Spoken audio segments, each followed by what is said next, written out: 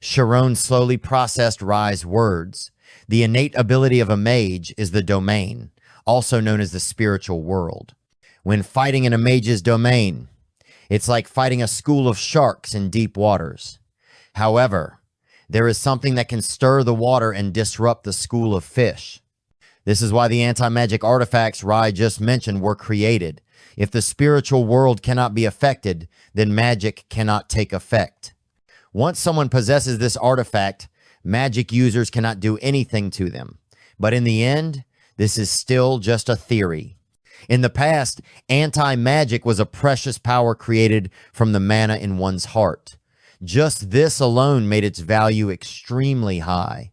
Additionally, due to the frequency wave fluctuations, no amount of wealth could enhance its effectiveness. Even master mages like Iagra could only utilize 65% of the power of the 5 gods' armor.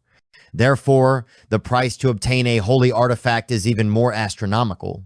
Of course, to this day, it also holds historical value. For this reason, the value of anti-magic could be measured by the budget of an entire kingdom over many years. However, the biggest issue here is that the creators of anti-magic are the mages themselves. They create things that go against their own kind due to the immense demand for them, making it very easy to profit from it. These mages are lining up, waiting to be employed. Being a mage is just a profession where pathetic individuals sell their own weaknesses to make money. Rai's voice was full of disdain. Rian was extremely upset because he knew that Shirone dreamed of becoming a mage, but Rai blatantly insulted that profession. However, the one who should have been angry was Shirone, yet it seemed he didn't show much change in his emotions. That was the essence of a mage, and he suddenly smiled brightly and said, Shirone's attitude surprised both of the Ogent brothers, especially Rai. What did you say? He thought he had heard wrong and asked again. Yes, anti-magic was indeed created by mages. It is used to limit the power of magic in anti-magic zones. And it is also used effectively to assist in training magic students. Shirone's knowledge was on par with Rai's. He knew that anti-magic was created to counter mages, but its existence was like an intellectual achievement meant to serve good purposes. For this reason, Shirone maintained his stance. Rai's belief that a swordsman was nobler than a mage was just a biased, misguided opinion. Rai, the second young master of the Ogent family, had always been accustomed to stepping on others. Today, however, in his own home, he was countered by Shirone with a calm tone. Despite that, Shirone's attitude was still very proper, leaving Rai completely unable to find any fault. What you say in theory is far different from reality. No matter what, the truth is that a mage will never defeat a swordsman, Rai said before angrily walking off. Only then could Shirone breathe a sigh of relief. Earlier, when young Master Rai appeared with such a frightening expression, he thought he was done for.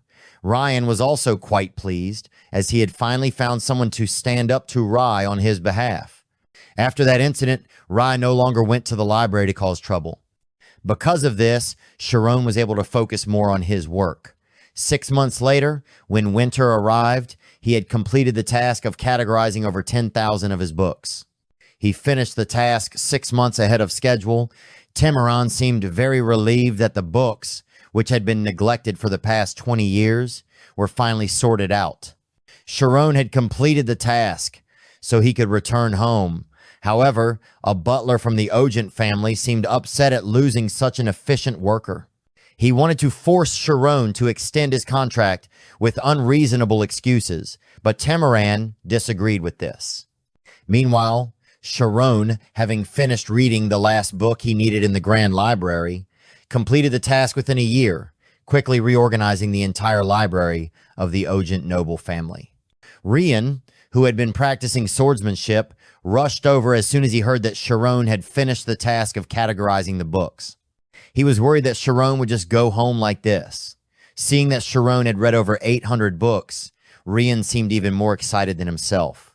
To commemorate this, Shirone wanted to do something special. He suggested that Rian take him to visit his family's mansion. Although they lived in the same estate, most of the time they only saw each other in the library, and it was usually Rian who came to visit. Since Shirone was just a servant, he never had the opportunity to see what a true nobleman's home looked like. Coincidentally, today the entire Ogent family was out and wouldn't return until the afternoon. Therefore, Rian happily agreed to Shirone's request. Shirone had already seen the grand library, but upon stepping into the mansion, he was truly overwhelmed. A room here was probably as big as the entire house Shirone lived in. Rian was truly the young master of a wealthy family. Yet, not only was he not arrogant in the slightest, but he was also somewhat humble. Rian took Shirone to visit his bedroom. It was the smallest room, located at the end of the hallway. Shirone had braced himself, expecting to be overwhelmed by the luxury upon entering. However, the reality was that Rian's bedroom was much simpler than the other rooms. More importantly, it was filled with items for training and swordsmanship. The bed, with its worn mattress, looked more like a resting place after training. Shirone couldn't believe his eyes. A young master like Rian lived in such a simple place. It was truly impossible to judge a book by its cover. After a few rounds, Shirone and Rian sat down to play poker. However, Rian kept complaining about losing. Hey, you're cheating with your domain, aren't you? Cheating? What do you think I am, playing such dirty tricks? With that, Shirone revealed to Rian how he was reading the cards, which was how he won. Even if I place a few bad cards on the outside and hold a pair in my hand, it's pretty easy to notice. Rian, caught in his own deceit, really wanted to stand up and beat Shirone to vent his frustration. Observation skills will be effective as soon as you lose focus on a detail, so when observing an opponent, you should pay attention to all their actions, and then you can guess what they are thinking. Shirone genuinely offered advice to Rian, hoping that he would soon break through to a new limit for himself. But unexpectedly, before he could even finish 2 sentences, Rian had already slumped over and started dozing off. Shirone, who had planned to return to his room to rest, then heard a smooth, melodic voice. The melody, tone, and warmth of the music were all perfectly controlled by the player. Shirone unconsciously followed the sound of the music. He knew that in this world, only one person could play the instrument to such a level, and that was Rian's sister, Rian Ogent. How is it? It's my sonata. After the music stopped, Rian suddenly asked, causing Shirone, who was hiding behind the long door, to startle. Realizing that she had noticed him, he stopped hiding and walked straight toward her. I think it's amazing. Shirone's nerves began to tighten, possibly because he was in front of a noblewoman, or perhaps because Rian was incredibly beautiful. Hello, this is the first time we've met. Were you recently hired? Rian continued asking, Miss, I am in charge of cataloging books in the library, and I've been doing it for about a year now. Rian let out an "oh," because she had already heard of Shirone's name, with praises about a smart child who managed to catalog over 10,000 books on his own. Then, have you ever played the piano? Shirone really wanted to decline because aside from Rian, he didn't want to get involved with anyone else.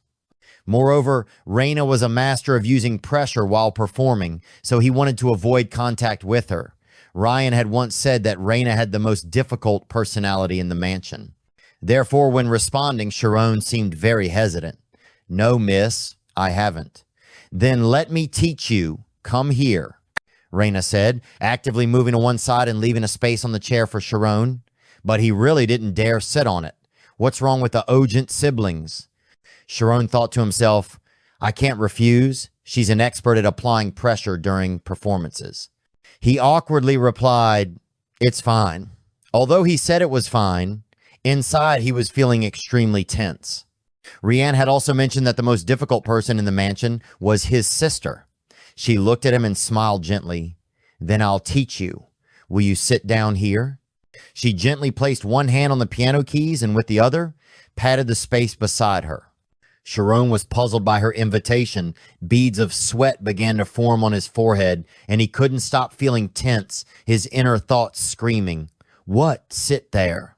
Rian, keenly noticing the nervous expression on his face, calmly reassured him, It's fine. Since I've allowed it, no one will bother you. He bit his lip, still hesitant, his inner turmoil only growing. She was insistent, and he didn't feel he had the right to refuse. Reluctantly, he sat down, feeling both tense and excited, his heart racing. He told himself, anyway, I won't get another chance to sit in front of a grand piano like this. He listened attentively as she explained music theory to him, carefully guiding him through each note. Now, he learned notes like do, re, mi, and the symbols in the sheet music were, "You're asking me to try pressing all three of these keys at once?" Shirone quickly followed her instructions, his 3 fingers gently pressing the keys at the same time. A sound resonated, leaving him a bit bewildered. It was a clear, soaring sound that stirred something inside him. He marveled, such resonance, it's amazing. She turned to look at him, surprised. Good start. His emotions were a whirlwind and he felt embarrassed, his gaze betraying his awkwardness. "Sorry if I'm asking too much, but can I try playing?" She was taken aback by his request, but without much thought, she immediately agreed. "All right then." Shirone lowered his head, realizing his behavior might have been impolite. His request seemed a bit too much, and he felt uncomfortable about it. "Maybe it won't sound very good," he said. Raina smiled gently and responded, "That's how everyone starts." However, in her mind, a question lingered. Does he know more about music theory than I've taught him? Shirone placed both hands on the piano keys, gently touching them. He began to move his fingers smoothly and gracefully, pressing and holding the black and white keys. The clear, captivating sound of each note filled the room. Raina was so astonished she almost opened her mouth, her eyes locked on his hands. She was in awe, unable to believe it. He's playing all the wrong notes. But there was no hesitation in his finger movements on the keys. Should I stop him? Raina broke into a sweat, watching Shirone play the piano, a stream of thoughts running through her mind. She focused on his hands gliding over the keys, her expression far from stiff. How strange he's completely playing the wrong notes. Though the sounds weren't perfect and were somewhat clumsy, she still appreciated it. However, suddenly Raina noticed something. Her eyes widened as she watched his hands moving on the keys. She was stunned to realize that, although he was playing the wrong notes, the way he played was remarkably similar. Shirone seemed to immerse himself in the melody of the song. In that moment, she realized that he seemed able to perfectly mimic the feeling of the piece she had played earlier. The harmony in each note truly astonished and impressed her. Shirone's eyes suddenly glowed with a jade-like light. It was as though he had fallen into a maze of notes, and she felt like they were sitting at the center of that space. The light swirled around them, creating a mystical, captivating atmosphere. Under his skilled hands, melodies and sounds followed one another. His hands were light, gliding effortlessly over the keys, with the notes seemingly dancing around him in time with the music. Shirone's fingers pressed down, and the piano keys glistened, further accentuating his fluidity and elegance. At that moment, Raina furrowed her brows, her expression becoming serious, as if he was on the right path. She pondered, beginning to listen more clearly, more precisely. His hands moved up and down, never stopping, like a true artist. She sat, listening intently, savoring every melody he created. Raina stared at the man before her, unable to believe what was happening before her eyes. A feeling she couldn't quite describe rose within her. Therefore, it couldn't be called a performance, but he could certainly sense the most refined elements. Raina observed every gesture and action of Shirone, and several questions began to arise in her mind. How could this child be a butler, especially with the noble bearing he possessed? When he saw her contemplative demeanor, he realized, sorry, Before he could finish his sentence, Ryan's shout pierced through the room. Stop being so noisy. I can't stand this Kremlin bunch.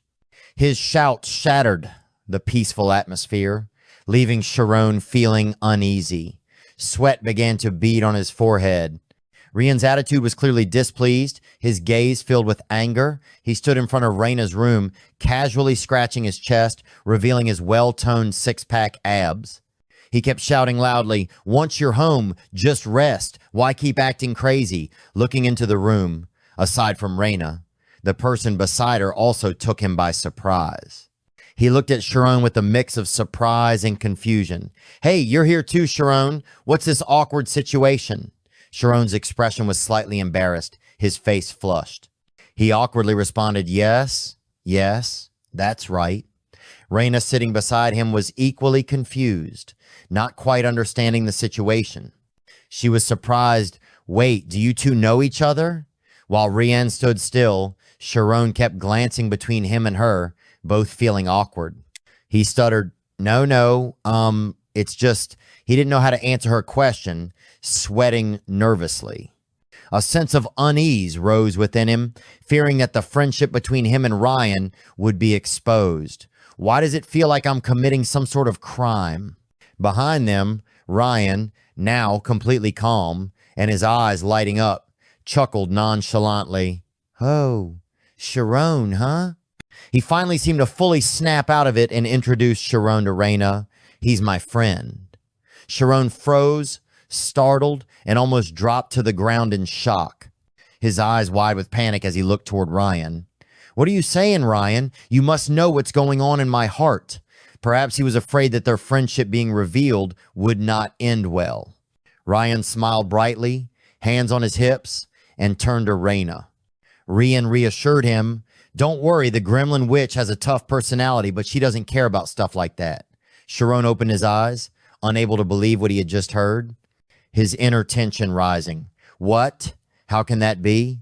How can she not care? As he struggled with how to face Raina, she spoke first. So your name is Shirone. She sat beside him, her demeanor gentle and attentive. She lightly placed her hand on his shoulder. Don't worry. If you say you're friends, that's good enough. The boy's a bit annoying, but he's responsible for his words. At that moment, Raina's words made Shirone feel a bit uneasy. Everything about her was beyond his imagination, making him feel somewhat unsettled. Raina didn't care whether he and Rian were friends or not, but what intrigued her more was his thoughts. She asked curiously, so what were you thinking while playing? I'd really like to know. He was taken aback by her question. His mind was filled with a lot of questions, unsure of what she meant. Rian was also stunned by her inquiry. Wait, so Shirone was playing? I thought he was just acting crazy in here? Witnessing this, the logic of his 16 years of life seemed to collapse, and the walls of his beliefs shattered in an instant. He was full of doubts. She doesn't mind that I'm friends with a commoner. Shirone turned to look at Rian and then said, then why did Rian lie? Your sister is a noble, beautiful, and kind lady. Hearing these words from Shirone, Raina couldn't help but find it amusing. In contrast to her expression, Rian's face turned pale. He seemed serious, his eyes filled with a bit of fear. Don't listen to her. She's a witch. Who knows when she might follow you and catch you off guard. Shirone was also surprised by this. She leaned in closer, covering her mouth with her hand, and smiled apologetically. Sorry, my little brother is a bit childish. I'm glad he has you as a friend. Please keep an eye on him. He looked at Raina's face and her smile, then responded, it's nothing really. Actually, I should be the one thanking you. Your kindness makes him feel embarrassed. Raina couldn't help but praise Shirone. Oh my, you're really in love, aren't you? Rian, seeing this, smiled wickedly. Is he that cute? Well, if you're not going to keep him, maybe you should let him join our family. Raina was surprised by Ryan's suggestion.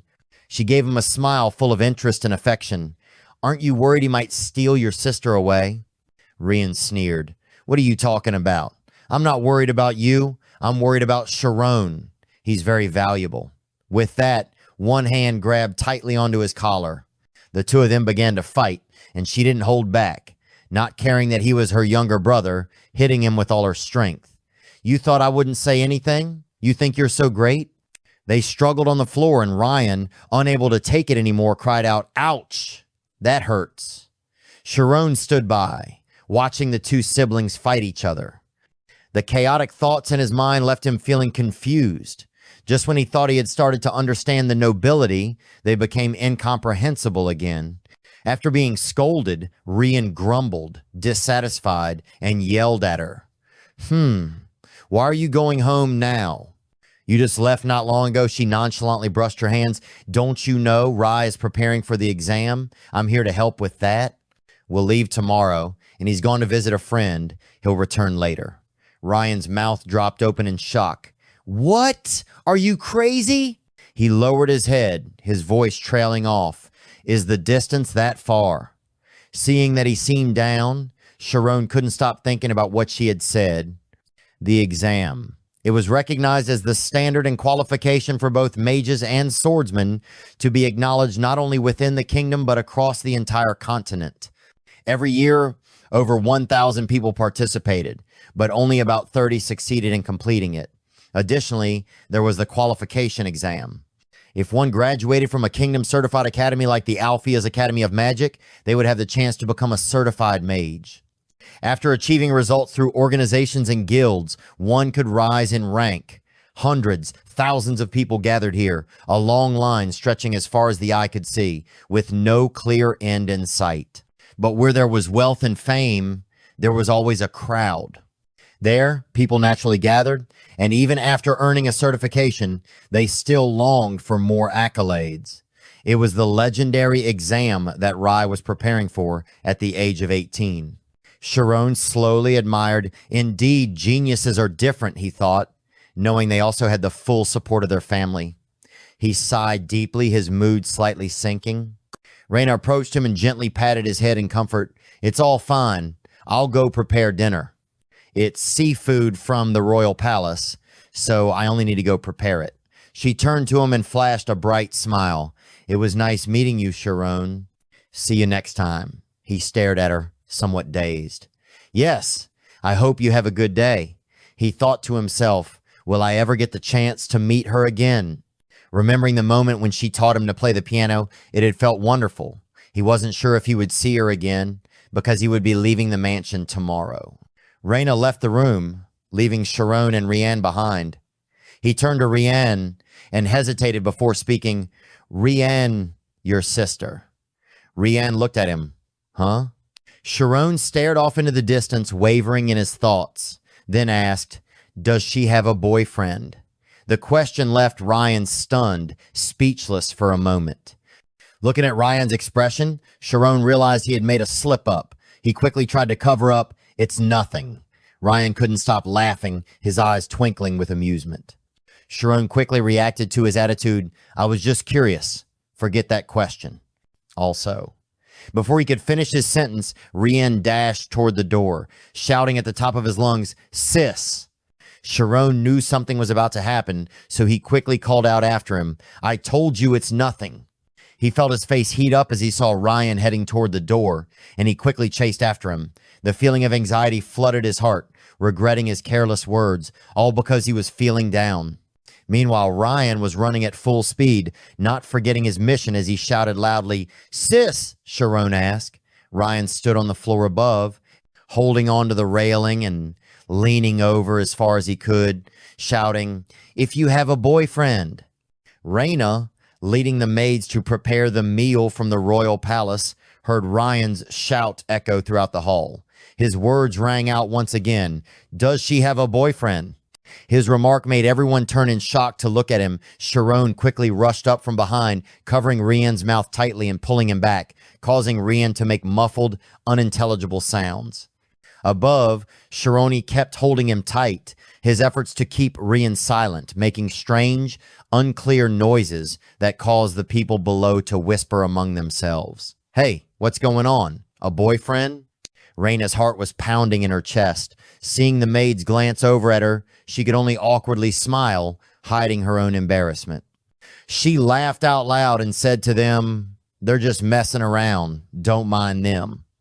Raina and the maids continued walking, and as they went, she added, now that we've finished with the separation, we need to start steaming it. The maids all replied in unison, yes, miss. Yes, miss. Behind a nearby wall, the head butler had been standing there for quite some time, witnessing everything that had just transpired. He called to someone behind him. Hey, Hannix, does the young master have any guests today? Hannix lowered his head. There's no schedule for today, sir, according to the head butler.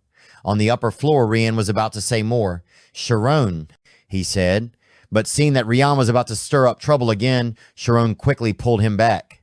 The head butler coldly spoke to Hannix. I've heard that voice before. Now I remember.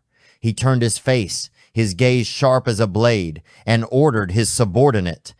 Tell Timoran to come to my office immediately. He furrowed his brows and barked, right now.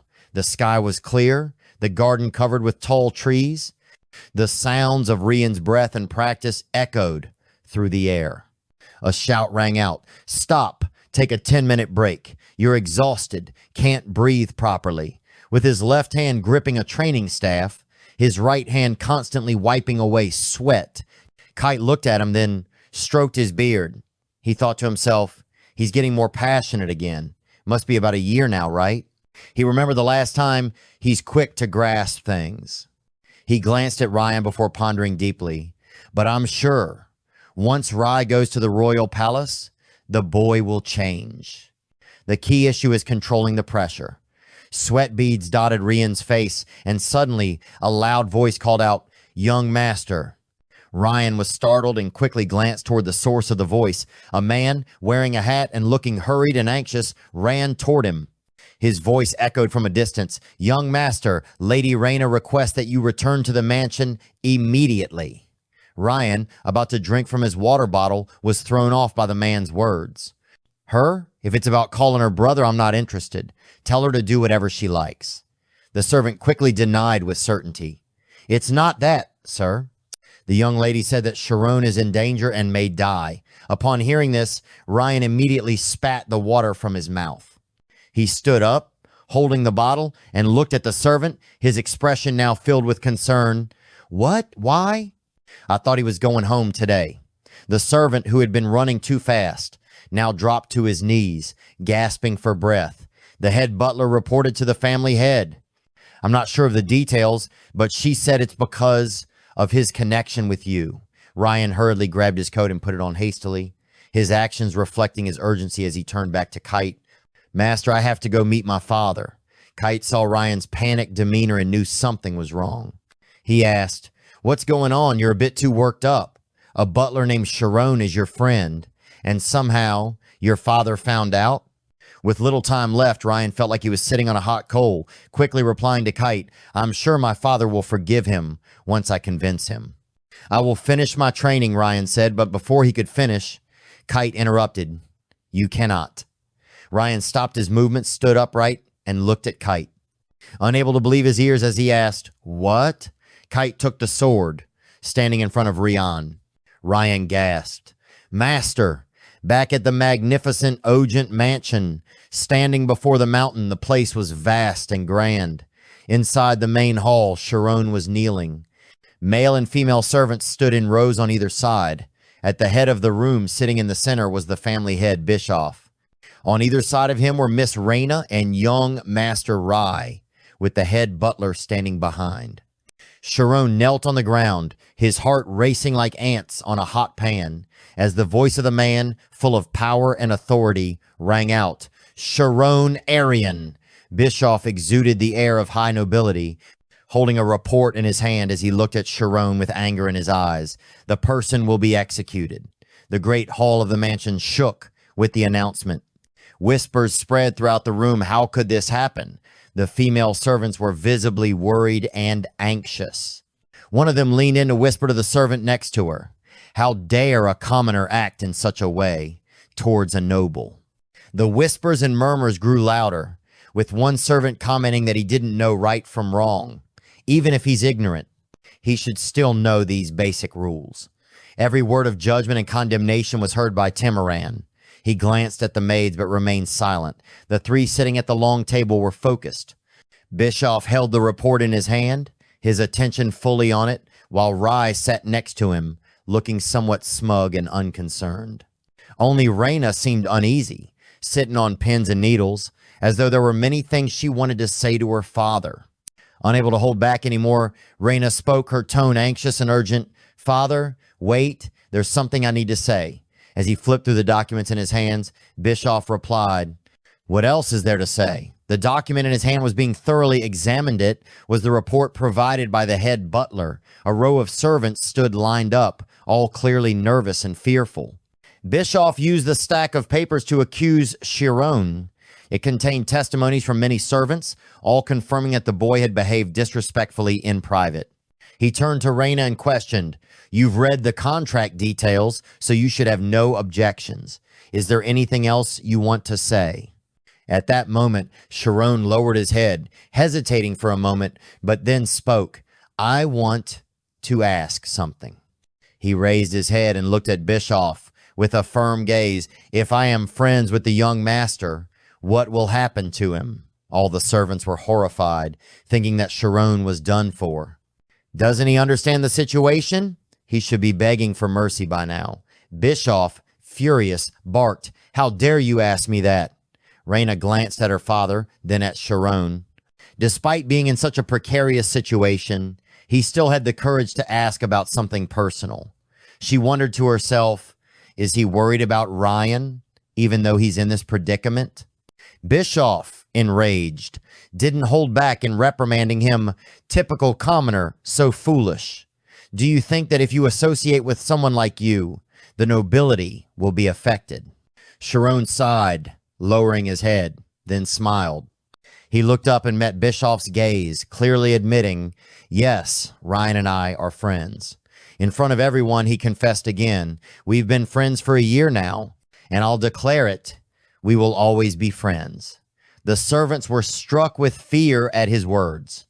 They trembled and whispered, this person. Bischoff's eyes flashed with a sharp glint, and the servants couldn't help but wonder, why isn't he afraid? Bischoff spoke in a tone of contempt, warning Shirone, indeed, it seems you are underestimating the Ogent name. Losing his composure, Bischoff shouted, Head butler, quickly deal with him. Don't let any news of this leak out. He handed a stack of documents to the head butler. The butler bowed respectfully, accepting the documents. 2 guards approached, each taking hold of Shirone, ready to escort him outside to face his punishment. Raina screamed, rushing to stop him. Father, wait, please listen to me. She bowed deeply, her face betraying her worry and fear toward her increasingly agitated father. Seeing her attempt to interfere with his decision, Bischoff snapped. He's admitted it, and I've made my decision as the head of the family. Once I make a decision, there's no going back. The servants were on edge, each one anxiously thinking about their own lives. The blonde servant, feeling it was unfair, turned to the head butler and said, Head butler, isn't this a bit too much? The burly servant next to him, also unwilling to stay silent, decided to speak up in self-defense. It's not right that we should all lose our lives for one person. The blonde servant's face darkened at these words, and he gave the burly servant a cold, disapproving glance. He frowned, muttering, Our family's survival is our life. To protect it, we must eliminate any conflicts, no matter how small they may be. As Shirone was led away by the 2 guards, he glanced back and spoke cryptically. You'll think it's wrong now, but you'll be grateful for this decision later. Suddenly, the doors burst open, and a shout echoed through the grand hall of the mansion. I will not let this happen. Rian appeared, looking urgent and flustered, holding his master's sword in his hand. Raina couldn't hide her joy, her face bright with happiness.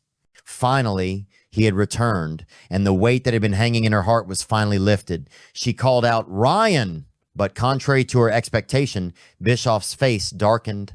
He crossed his arms, looking stern and unamused as he stared at his son. Shirone lifted his head to look at Rian, but his gaze wasn't filled with the same anticipation as Raina's.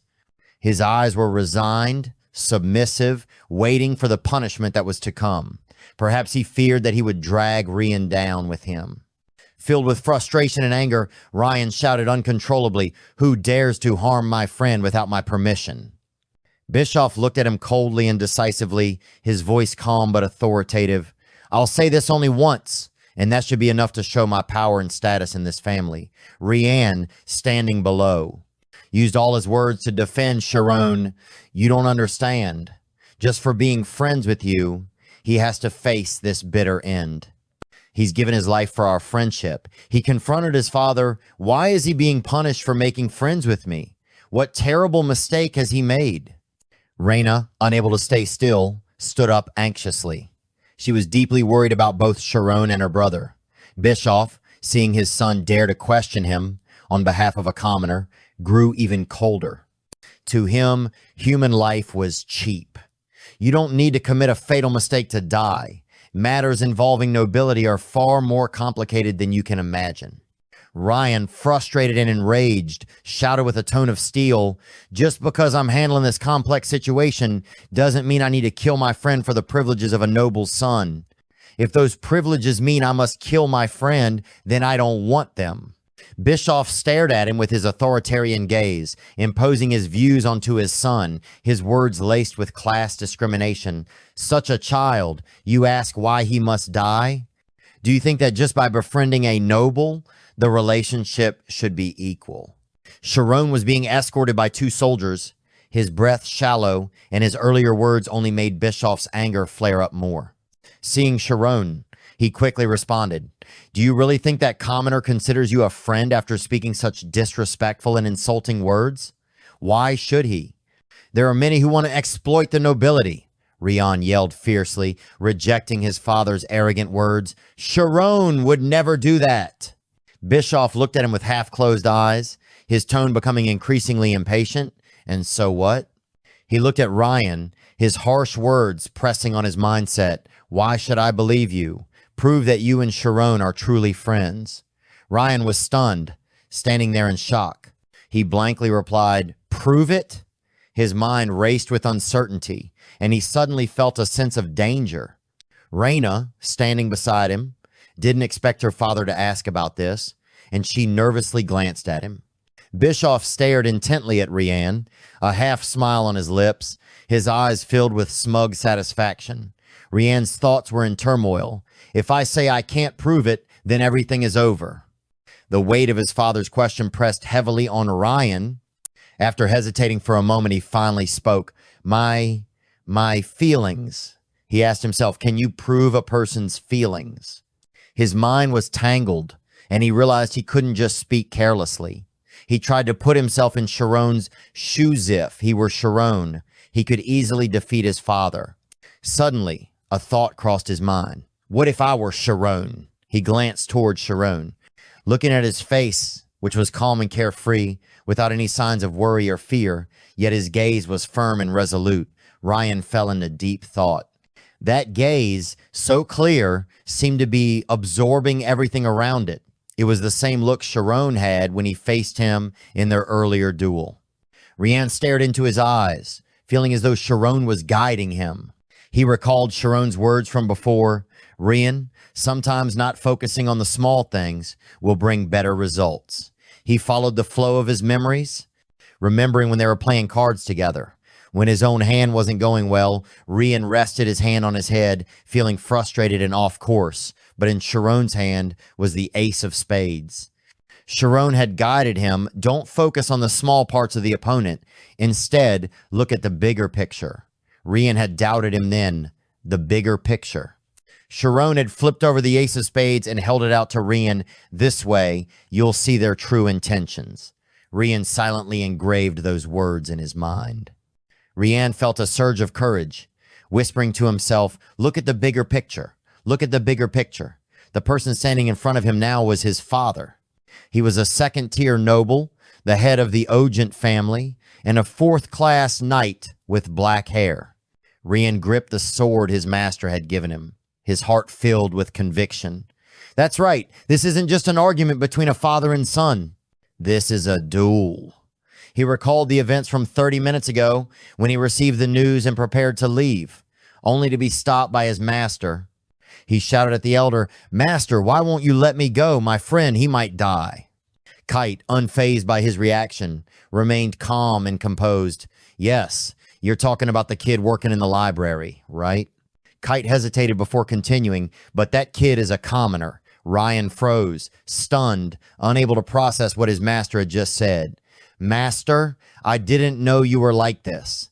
You taught me. You, master. He couldn't believe the person he had always respected could hold such dictatorial, narrow-minded views, just like his father. At that moment, Rian's spirit truly shattered. His emotions got the better of him, and he shouted from the depth of his heart, if raising a sword is the only way to communicate, then anyone could be my friend. Kite calmly looked at his student and began to explain, Rian, don't you know what's most important to a noble? It's not the family, of course. You must protect your position. You must eliminate anything that threatens your family. Kite explained the potential threats to Ryan's family. Have you ever considered the weight your friend bears when his worth is equivalent to that of a fly? Did you become his friend without thinking ahead? As Rian heard these words, he gritted his teeth, feeling the weight of the truth crushing him. A lump formed in his throat, and the sense of helplessness overwhelmed him. Rian's shoulders trembled as tears streamed uncontrollably down his cheeks. Each drop seemed to embody his helplessness and inner pain. Kite looked at him with a warm yet resolute voice. Don't think you can solve this problem through argument. Ryan clenched his fist tightly, fingers squeezing harder and harder. With determination, but also a hint of helplessness, he said, I can't just stand here and do nothing. I was the one who suggested becoming friends with him. Rian raised his hand, eyes blazing with fierce resolve, and shouted, I don't want to be a cowardly clown. His words challenged adversity. His determination was evident in every gesture and glance. Kite looked at him differently, silently admiring him. Good determination. You're a passionate, honest, and pure boy, but that won't make you a great swordsman. I have high hopes for you, and I will support you. Kite held out his sword to him and handed it over. Take it. Fortunately, Kite was not the kind to hold conservative, classist views. He guided and warned him, I will let you go if you bring this back with you. But if you're not mentally prepared for this, don't even dream of taking a single step out of here. Ryan accepted the sword from his master. Rian's eyes fixed on the sword, his gaze reflecting his determination and seriousness. Now, Rian had to make a choice that aligned with his convictions. His eyes gleamed with confidence and an unwavering resolve. His master would never forget this favor. Each word he spoke felt like a solemn vow, carved deeply into his heart and mind, fueling him to move forward and face the challenge ahead. Kite glanced at him. Throwing away a friend is like throwing away a part of yourself.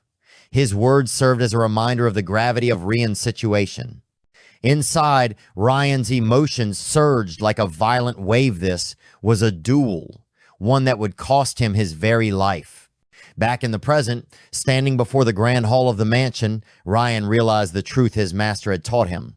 Holding the sword, the first person he saw laughed loudly. The laughter echoed throughout the mansion, sending a chill down the spines of those around. Just like father, I almost let you defeat me, Ryan shouted, his voice full of anger. Prove that we're friends? I believe we are, because I truly believe that Shirone and I are friends. He continued, my existence as Shirone's friend is proof of the friendship between him and me. Bischoff was furious at Rian's sharp rebuttal, gritting his teeth and snarling, this is absurd. This isn't a debate for you.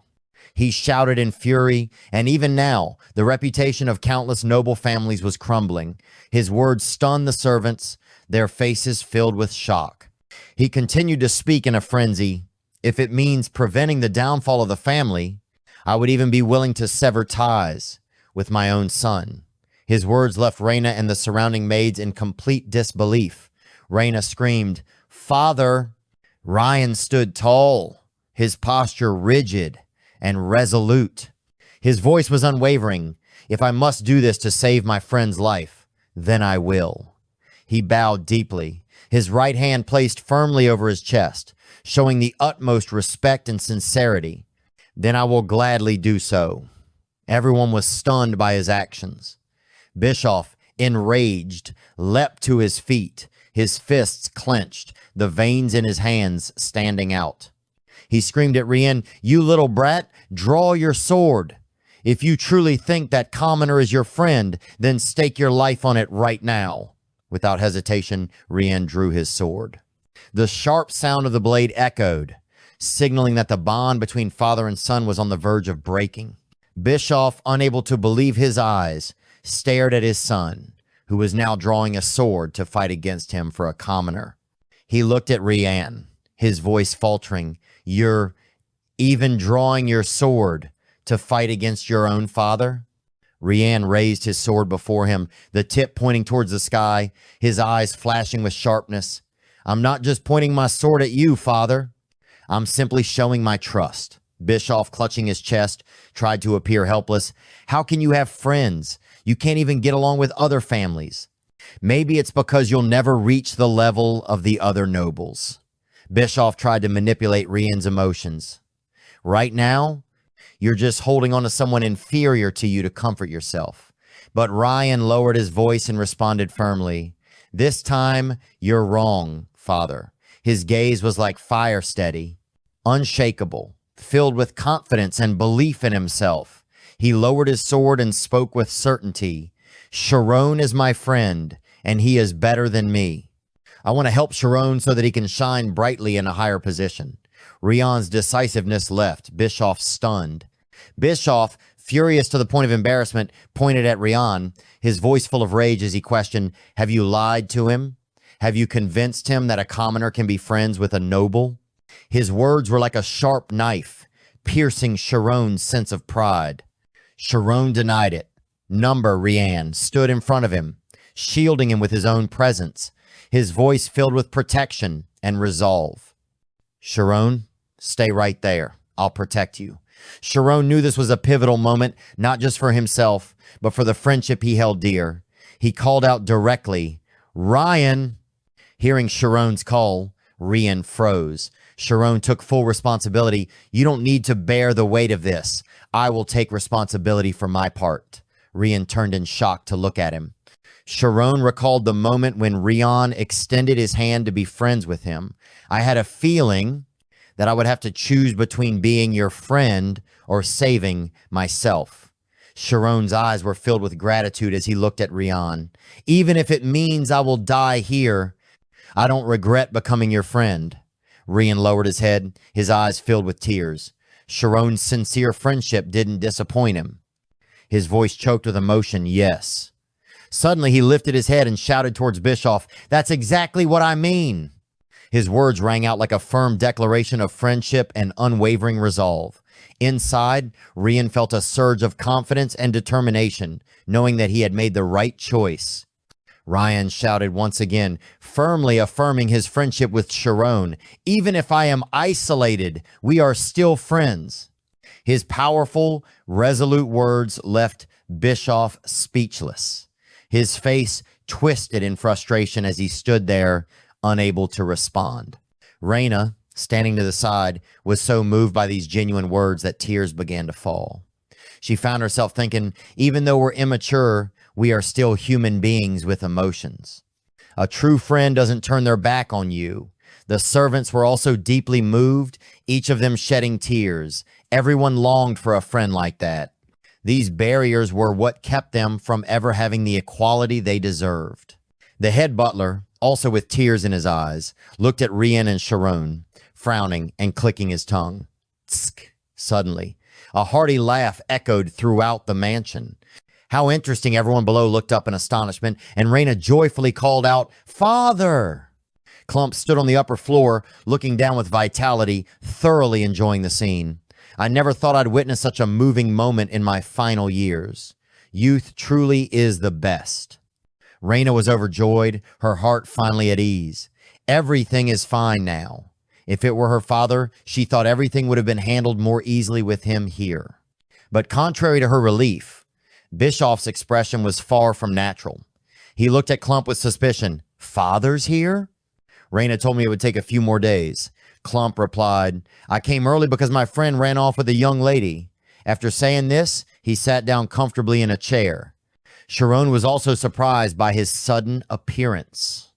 He stared at Clump in a daze, instinctively recognizing his identity. That's the general of Tormia and a third-class swordsman, Rian's grandfather. Clump sat cross-legged in a relaxed manner, his voice full of energy. Well, this place is still as chaotic as always, huh? Youth really is amazing. He was the former head of the Ogent family, Clump Ogent. As he laughed and conversed with everyone, the current head of the family, his son, Bischoff, didn't share the same joy. He appeared gloomy and spoke to his father with a somber tone. Father, in this situation, it's not exactly ideal. Bischoff said, the image of our family has already been shattered. He ignored his son's expression and eagerly turned his gaze toward the people in the grand hall. Don't rush to conclusions. I've been standing behind and observing for quite some time now. Clearly, everyone here has a lot to say, so why don't we first listen to each other's opinions on whether we've lost face or not. He took the first opinion, eyewitness number one, the eldest daughter, Rian Ogent. Rian was visibly delighted to speak her thoughts on Shirone. Although yesterday was the first time I met Shirone, I could already tell that he is a very intelligent and talented young man. She stood and spoke as if delivering a speech, and everyone in the hall turned their attention to her, listening intently to her evaluation of him. Clump crossed his legs and rested his chin on his hand, clearly eager to hear his daughter's thoughts. Furthermore, Shirone has fulfilled all the requirements in the contract, and today's ceremony marks his departure from our family. Considering such circumstances, it's hard to say that Shirone approached this with any particular malicious intent. And the result was, I don't believe his actions have tarnished the honor of our family. Bischoff stroked his chin, seemingly understanding her point, then said, I see, if that's the case. What about you, my youngest grandson? The next to give their opinion was witness number two, the second son, Rian Ogent. Though he didn't speak up, his expression revealed no goodwill towards Shirone. He scowled, his words escaping through gritted teeth. I don't like that brat. Bischoff was pleased with his son's response, a smug smile spreading across his face. In his mind, he silently praised his second son. That's right, I knew I could trust you. However, Rai, as usual, didn't care about matters that didn't concern him. However, this has nothing to do with me. His non-committal response surprised Bischoff, who looked at him and exclaimed, What? Bischoff's face darkened as he turned to his indecisive son, his tone tinged with reproach. What do you mean by that? You say you don't like him, but then say it's none of your business? Rai crossed his arms, leaning back in his chair, his eyes slightly closed, displaying a detached attitude as he spoke. That's right, I don't like the brat, but who he chooses to be friends with has nothing to do with me. Rai spoke without hesitation. I just want this to be over so we can head to the royal palace. Rian was surprised by Rai's attitude, her eyes lighting up in admiration. Wow, my little brother's attitude. Bischoff laughed loudly at his second grandson's comment. This is exactly why there's no place like home. He stroked his chin and turned his gaze to Rian. Now, to conclude, let's hear the opinion of the one who has surely observed the boy, Shirone, the longest. He called the next person assistant butler. The next witness was the third, the assistant butler, Timura. He cleared his throat, but then his attention shifted to the head butler, who raised his hand near his chin and gestured toward him. In his mind, the head butler thought, I'm sure he understands. Looking at Bischoff's demeanor, the assistant butler could tell that Bischoff's eyes were also glancing toward him. His thoughts were clear, signaling, we are the ones who do not express opinions, but instead serve the wishes of our master. It took a moment, but the assistant butler finally spoke Shirone's name, Shirone. He glanced at the head butler, then shared his honest thoughts about Shirone. He has completed all the tasks I assigned to him, and he did so excellently. Moreover, he finished 6 months ahead of the deadline. His words hit the head butler like a thunderclap in clear skies. He had not expected the assistant butler to defy his instructions. He gritted his teeth. What the hell does he think he's doing? Bischoff sighed, his previous imposing demeanor fading away. Clump looked at the assistant butler and asked, Do you know that they are friends? The assistant butler placed his hand over his chest and answered his master with sincerity. I know he often goes out with the young master, but I didn't know they were friends. However, in my view, if he were a child who didn't understand manners, he wouldn't have been able to categorize 10,000 books. Shirone stood still, unable to believe his ears. He hadn't expected that, apart from his friend and Miss Rian, there would be someone else in the mansion who would stand up for him and speak well of him. It was the assistant butler. Rian looked at him with a smile, and for the first time, someone had acknowledged his effort and abilities. She raised her hand in thanks, silently feeling happy for Shirone. Well done. And the atmosphere completely shifted. However, that joy was quickly extinguished when she looked at her father. His gaze towards Shirone hadn't changed at all. Bischoff furrowed his brows in discomfort as, time and again, people kept defending Shirone, especially since Clump had returned. Everything was no longer under his control. Reyna also knew that the only person who wanted to punish Shirone was her father.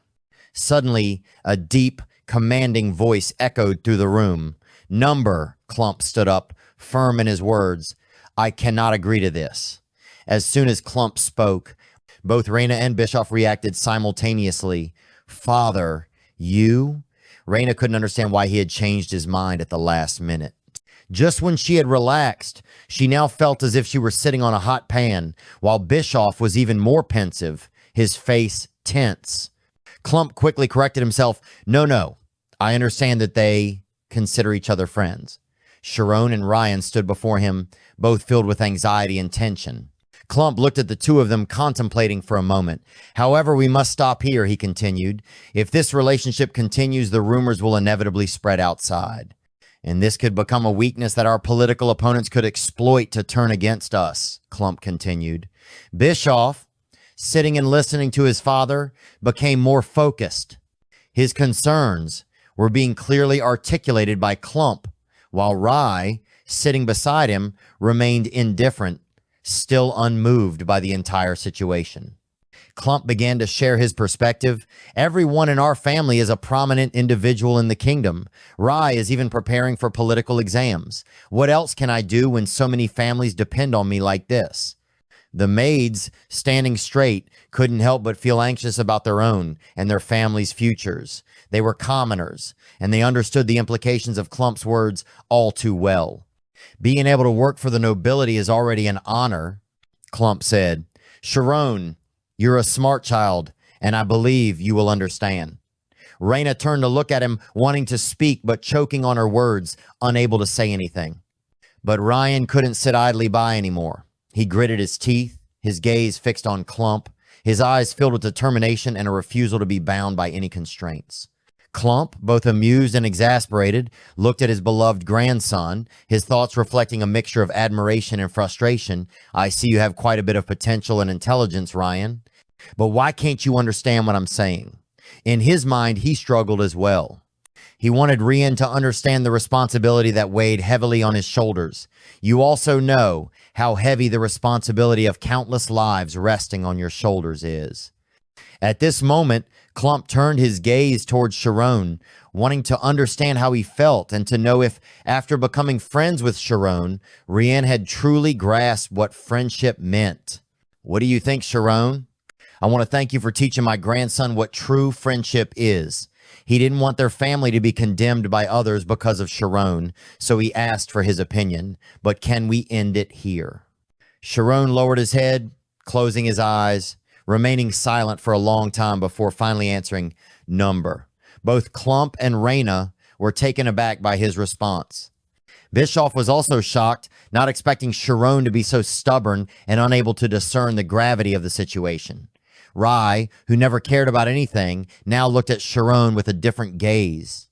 Rian was also surprised by Shirone's answer, having expected him to beg for forgiveness and sever their friendship to save his own life. He never expected Shirone to be so courageous.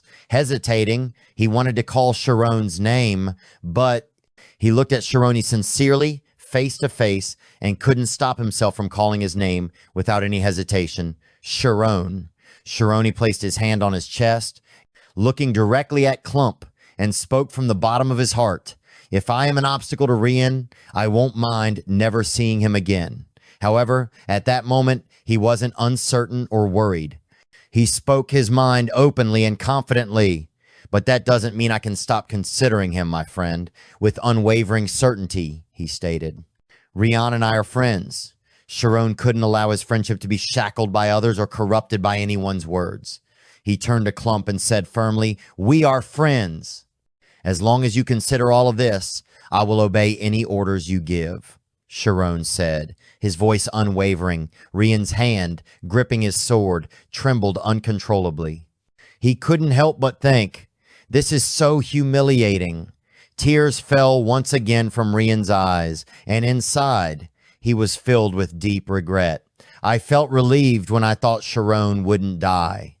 Honestly, part of me felt that way. But Shirone knew that abandoning a friend was like abandoning a part of himself. Rian stared wide-eyed at him. The lessons his master had taught him during their training were hard for him to make decisions about. But for Shirone, he would rather lose his own life than betray the bond of friendship. Rian felt deeply ashamed. He made up his mind. Fine, this isn't something to be negotiated. He raised his sword to the sky, his voice loud and resolute. Here, I declare. Both Clump and Reyna instantly became fearful of what Rian would do next. She screamed, "Don't do this. I don't know what you're about to do, but don't." She reacted this way because she wasn't sure if her younger brother would make the right decision. One small mistake could affect not just his fate, but the fate of the entire family. She couldn't let him recklessly decide like this. Rian's sword struck the ground with a sharp clang, the sound so loud and jarring it made everyone flinch. He kneeled and drove the sword deep into the stone floor, shocking Shirone. Rian boldly declared in front of everyone, "I, Rian Ogent, the third son of the Ogent family, from this moment on, will become Shirone's sword." His oath resonated like thunder in the tense air, causing a wave of fury to rise in Shirone's heart. Bischoff ground his teeth together, his face twisted in an ugly grimace as he roared, "What? You damn it!" The entire mansion seemed to shake with the force of his fury. His roar echoed through every corner. "You fool!"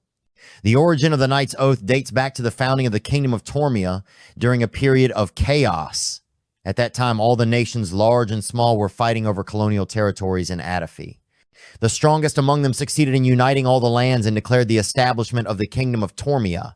However, the newly founded kingdom had to rise up against stronger nations. Therefore, rather than being purged during the unification of the kingdom, the defeated kings were allowed to directly govern their territories, and in the process, the Knight's Oath was created. The defeated kings were forced to kneel before the new king, becoming a sword that only the master could command. In return, they were granted noble status. This is the origin of the Knight's Oath and the birth of the noble class. Therefore, breaking the Knight's Oath meant that the person would become even more contemptible than a wild dog. Rian turned to look at everyone and grinned mischievously. "What do you think now? I guess I can't take it back, can I?" Everyone stood frozen, mouths agape at Rian's unexpected decision. He still gripped the sword tightly in his hand.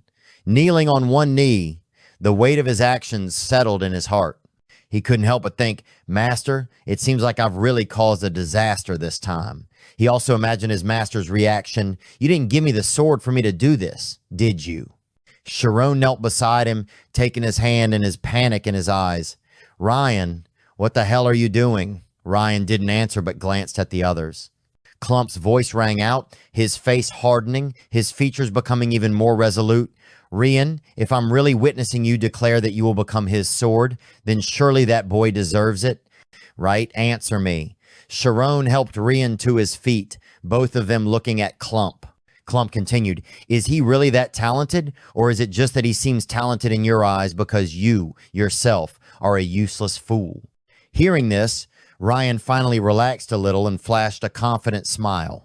He placed his hand on his chest and shouted, "A sword is not judged, it only protects." Everyone's faces darkened when they heard his response, and even Shirone was taken aback. Suddenly, a burst of laughter rang out in the tense air. Clump placed his hand on his face, laughing so heartily that his entire body shook. He couldn't help but acknowledge Rian's words. That's right, these immature kids have to do this much to reach the peak. While Rian's father sat helplessly, thoroughly frustrated, his grandfather continued to praise him. "At least you have the right spirit, my boy." But then, with a teasing tone, Clump added, "However, with that mediocre swordsmanship of yours, I feel sorry for your friend who has to receive such a sword." Rian couldn't believe what he was hearing. He stammered, "Grandpa, you mean?" Clump placed his hand on Shirone's shoulder, smiling as he comforted and reminded him, "Enough, enough. It's over now. Even though the boy isn't the sharpest sword yet, Shirone will never betray you. Take good care of my grandson." Clump patted Shirone on the shoulder, and Shirone closed his eyes, feeling the significance of the moment. Rian looked at Clump with eyes full of gratitude. "Thank you for recognizing me." Clump pointed toward the head butler and ordered, "You two have sworn to be friends for life. So I can't let you leave like this, head butler. Use the carriage that Shirone was supposed to take to go home and bring his parents here." The head butler quickly accepted the order. "Yes, yes, I'll go right now." Two servants exchanged smiles, both of them putting on their hats. The head butler was still in shock, silently screaming inside, "Is this really happening?" Looking up at the clear blue sky, with the clouds gently drifting by, he felt helpless, thinking, "I'll never understand what the nobility is thinking." Rian finally let go of his tension, smiling comfortably, and couldn't help but exclaim, "This feels so good." He collapsed onto the bed, stretching his arms out wide. Shirone sat down beside him laughing and then asked, "Did you see the expression on my family's faces? That was priceless." Shirone felt a deep warmth in his heart. "Rian, you didn't need to do all that for me." Rian suddenly sat up, causing Shirone to jump in surprise. "Shirone, I didn't do this because you're my friend." Rian's eyes locked onto Shirone, a fiery determination burning in them. "I'm different from my brother. You have the power to draw people in, and I simply chose to gamble my life on someone like you." Shirone blushed slightly, feeling awkward. "What?" He was a bit embarrassed and thought to himself, "Why am I suddenly embarrassed saying this?" He looked at Rian and sighed, "I feel the pressure." Shirone, still blushing, said to Rian, "But if you want to protect me, you'll have to train a lot harder." Shirone's words made Rian want to spit blood. He looked at him with concern. "What's wrong?" Rian slumped. "It's nothing. You just stabbed my heart with those words." Suddenly, Raina burst through the door and asked loudly, "Rian, did you really swear the knight's oath to become Shirone's sword?" Upon entering, she saw him collapsed, covered in blood. She quickly asked, "What happened to him?" Rian gathered the last bit of his strength to say, "Go out." Shirone wouldn't let him. "What are you talking about? Just a moment ago, your sister helped so much." He urged her to come inside. "Please come in." Raina arrogantly responded, "Indeed." She brought important information from the opposing side, and Rian quickly snapped to attention, his mood shifting with a hint of worry. "What's going on? What are Father and Grandpa doing?" She gently sat on the bed and shared the news with the two of them. "They're bloodthirsty. But in the end, you've already played your trump card with the knight's oath. They're planning what to do next. So anyway," Raina said, revealing some crucial information. "Father is thinking about enrolling you and Shirone in the Kaizen Swordsmanship Academy." Shirone was taken aback. "But to that extent," she laughed. "Of course, now that you're part of the family. I've told everyone about your swordsmanship talent to see if they might be willing to invest in you. They want your talent to help Rian. Surely because they're thinking about Ryan's future and want to help you succeed." Rian, hearing this, shouted at her, "Without my permission, who dares to send me to school? It's hard enough that I finally get to hang out with Shirone, even though I like it." Without saying another word, Raina used her foot to knock Rian to the ground and stepped on him. She sighed and continued without any mercy, "You stupid idiot, causing this much trouble and still thinking of doing more." Rian, not backing down, yelled back at her. He turned his head and glared at her with eyes sharp as knives, shouting, "And anyway, Shirone won't be going to the Swordsmanship Academy. He's going to be a mage in the future. He's already unlocked his spiritual realm," Raina said. She stared at him in disbelief. "What? The spiritual realm? Shirone has unlocked it? Wait, does that mean you've sworn the knight's oath to a future mage?" She looked at Rian, unsure if she was hearing right. Rian, furious, shouted, "There's a limit to being useless. Get out of here, you old hag."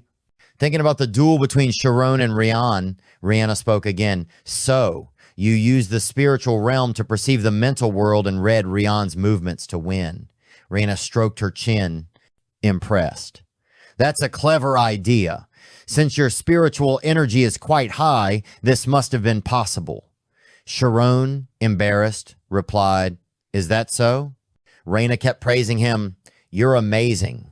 From what I learned in school, the more condensed the energy, the more solid the mental world becomes. And being able to maintain that density while using a sword is truly incredible. Shirone's cheeks turned bright red as he gently rubbed the top of his head. Both Reyna and Rian shared the same thought. Is this embarrassing already? Reyna said, I will tell him about Shirone's path, and of course, the conditions for your admission to the Swordsmanship Academy will be included. Rian shuddered at her words, shouting, What? What will happen to my master then? Reyna replied, Master Kite knows about this, so yesterday he ended the contract. Tomorrow he'll say his goodbyes. Rian was even more stunned. He gripped his sword tightly in his hand, his thoughts heavy. He silently remembered his master, the man who was about to leave this land. A butler entered and announced, Master Shirone, your family has arrived and is waiting in the living room. The head of the house said you could meet them before if you wish. Reyna gently turned to ask Shirone's thoughts. What do you think, Shirone? At first, he just smiled, but then he couldn't hide his emotions anymore and was overjoyed. Shirone jumped up, exclaiming, I'll go. Shirone ran quickly down the stairs, causing the two butlers to worry, Be careful on the stairs.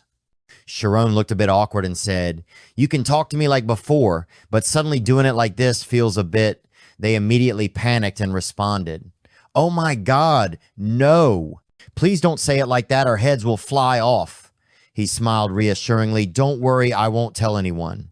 But they remained adamant. Still, no. After a few short moments, they all arrived at the door of the guest room. Shirone hurriedly pushed the door open to see the people he held most dear. Upon seeing them inside, he yelled, Mom, Dad. They were deeply moved and called out to him in unison, Shirone. He abandoned everything else, rushing toward them like a little bird returning to its nest. Finally, he joyfully embraced the warmth in his parents' arms. The three of them hugged tightly, overwhelmed with happiness. Shirone gazed at his family, a pang of sorrow filling his heart. They must have worked so hard. Surely they did, tirelessly worrying about him every single day. Shirone's mother, with tears in her eyes, gently comforted him. Don't worry, your parents are fine. Vincent, puzzled, asked, But why did you suddenly call us when you said you'd return home once your work was done? He suddenly asked in a rush, They didn't force you to stay, did they? Shirone explained, No, they didn't. I was just given a pretty good opportunity. He looked confused, and Shirone's mother too seemed puzzled. A good opportunity? Shirone answered, Well. Then he calmly explained the entire situation and how everything had unfolded. After hearing it, they leaned back, their faces blank and exhausted, struggling to take it all in. Vincent, still confused, stared at his son in disbelief. So, what you're saying is that you've become friends with a young master from a noble family while working at the library, and that young master swore a knight's oath to you, and you've been allowed to be friends with him? Shirone responded nonchalantly, Yes, that's right. Vincent suddenly grew serious. Shirone, tell me the truth. He gripped his shoulders and shook him repeatedly, tears welling up in his eyes. He shouted, How could someone as smart as you be so naive? Someone treated you badly, didn't they? Didn't they? Huh? Shirone, nearly shaken off his feet, still tried to speak. It's true. Vincent embraced his beloved son tightly, crying uncontrollably, as if preparing for a final farewell. Oh my God!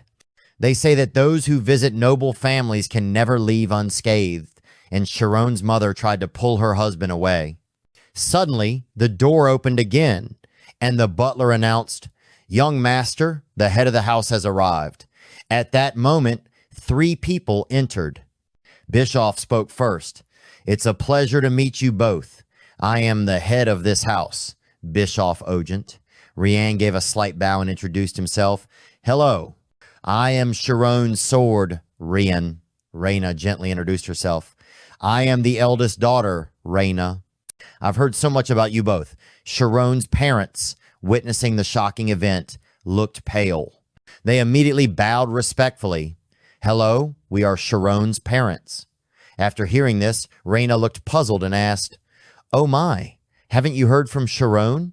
Vincent, in a state of panic, trembled as he spoke. Did my son really say all of this? Was it all true? Even when they sat at the lavish banquet filled with delicacies, Vincent still couldn't believe it. It can't be. It just can't be. In the end, Vincent seemed to drift off into his own thoughts, his mind clouded, while Sharon's mother fidgeted, "Dear, there are so many dishes." Even after the meal, Vincent remained as if he had fallen from the sky, his mind in turmoil. What is going on here? Sharon's mother, on the other hand, received a hot cup of tea and thanked the servant. "Thank you." Vincent could feel the suffocating atmosphere in the room, his mind screaming in confusion. What's happening? He held the teacup, his hand trembling, almost ready to throw it away. Even though he didn't know what a knight's oath was, there was no way they would treat a humble lumberjack's family so kindly. He needed to get to the bottom of this. Thinking about it, Vincent spoke up. "Sorry, I'm very happy that my son is appreciated by you, but I'm also very worried. For a young master from a noble family like Ogent to swear a knight's oath to Shirone's unbelievable." Bischoff raised an eyebrow and replied, "Yes, to be honest, I'm also a little uncomfortable." He continued, "However, for a militaristic family like the Ogents, swearing a knight's oath is absolute. If we discriminated because of social status, it would ruin Rian's honor.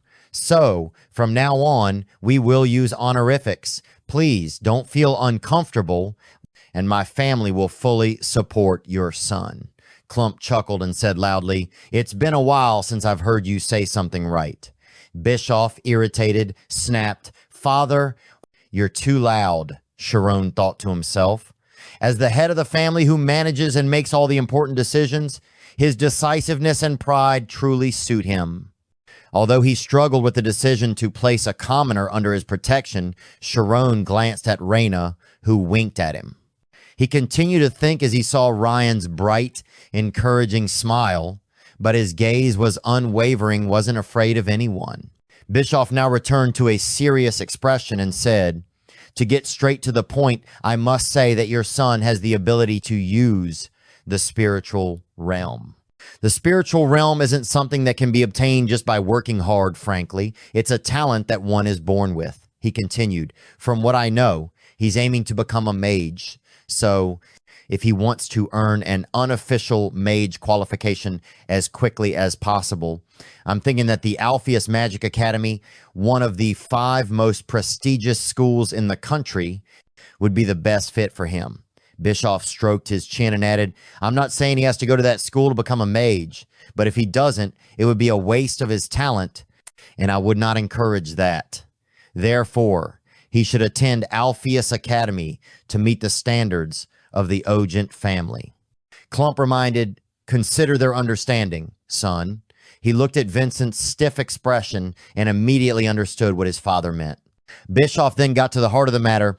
"If your son follows the Magic Academy's path, he will become a mage." Vincent stood up abruptly, finally grasping the significance.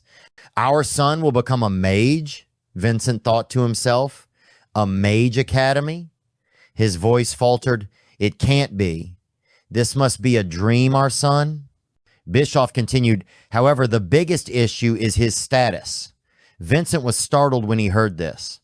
He struggled to keep his composure. "The Magic Academy is selective, only allowing nobles' children to enroll," Clump added. "There is only one option." And then he said seriously, "We will adopt Shirone into the Ogent family." Vincent couldn't believe what he had just heard. He stood frozen, his mind in a whirlwind. "What?" Clump firmly pushed forward with his plan. "This is the only choice after our family meeting." He pushed forward a signed commitment letter. "I have a cousin who still has no children. If I add your son's name to my cousin's family, all the problems will be solved. However, we have no intention of taking your son away. It's just paperwork. But through this, Shirone will become a noble." Vincent silently thought to himself, "Shirone will become a noble. How lucky he is to have such an opportunity. But if I do this, it feels like my son is being taken away." He looked at his son with a troubled gaze, silently pleading, "Tell me, Shirone, what should I do? Looking at Shirone's calm expression only made him more anxious. Could it be? He has already made his decision? Shirone then gently glanced at his father, his hand slowly reaching out to touch his father's large, worn hand, the hand that had toiled through the sun and rain for him. He tightened his grip, causing Vincent to feel a twinge of pain. With a determined gaze, Shirone loudly rejected. Not a chance. I am my father's son. I can't become someone else's adopted child. Hearing his son say this, Vincent felt a huge weight lift from his chest, shouting in relief, Shirone! Raina, sitting across from them, tried to explain. Shirone, this is only on paper. It means nothing. Of course, we'll still treat your parents as your real parents and you'll achieve your dream. Nothing will change, Raina said, holding her ground. Clump then chimed in, Kid, you'll become a noble. Opportunities like this don't come often. Shirone remained firm and replied, If I have to change my father, I'd rather stay a commoner. Clump, angered, shouted, Commoners can't attend the Magic Academy. Shirone firmly responded, Then I won't go to the academy. Clump hit back, Then you won't become a mage. Both Bischoff and Raina were stunned. Shirone once again insisted, Then I won't become a mage. His words left Shirone's mother and Rian speechless. Clump, now more agitated, yelled, Shirone, why are you being so stubborn? This world isn't as easy as you think. There are things you have to give up to succeed. If you can't do that, then is your dream just a child's fantasy? Shirone calmly replied, Maybe it is. Clump, hearing that, felt as if his head would spin. What? Vincent, tears welling in his eyes, his face once full of energy and life, now reflected confusion and sorrow. Shirone spoke, No matter how wonderful my dream is, it's something I received from my parents. If my parents are the roots, then my dream is the fruit that grows from their nourishment. He remembered the past, the memories of standing by his family, learning to read, and being given the opportunity to work at the Ogent household. These are things I achieved because my parents are the roots. This is just an opportunity I seized, nothing compared to the countless opportunities my parents have given me. Shirone chuckled decisively and spoke, Now, you want me to renounce my roots? Isn't that like asking me to die? I appreciate your offer, but they are the only parents I have. Everyone in the room stood motionless after hearing his words, no one uttering a single word. Clump, stunned, opened his eyes wide and silently thought, What is this feeling of guilt? Know what the child is trying to say. Suddenly, Vincent bent down, stood up, and spoke loudly. Please, accept Shirone as your adopted son. Please, I beg you. Shirone, feeling a little confused, looked at his father. Father?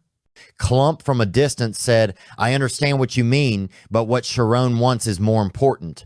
Vincent, seemingly ignoring anything the others might want to say, bowed his head and struggled to say, Shirone is not my biological son. Shirone's mother, upon hearing her husband's words, was left utterly shocked. Vincent, what are you saying? Shirone's mother exclaimed, her voice full of shock. He kept his head lowered and spoke. We cannot have children, he explained. We got Shirone through an unexpected event. I'm sure you can understand, but it's certain that the boy comes from a noble family. He's too extraordinary. Clump and Raina were increasingly shocked as they listened. Vincent continued expressing his thoughts. If he becomes the adopted son of a noble family, he will return to where he truly belongs. So this isn't about parents rejecting his origins. Bischoff, on the other hand, thought to himself, is that really true? He looked at their family and understood as if everyone in the room had already guessed it. Shirone was completely different from his parents.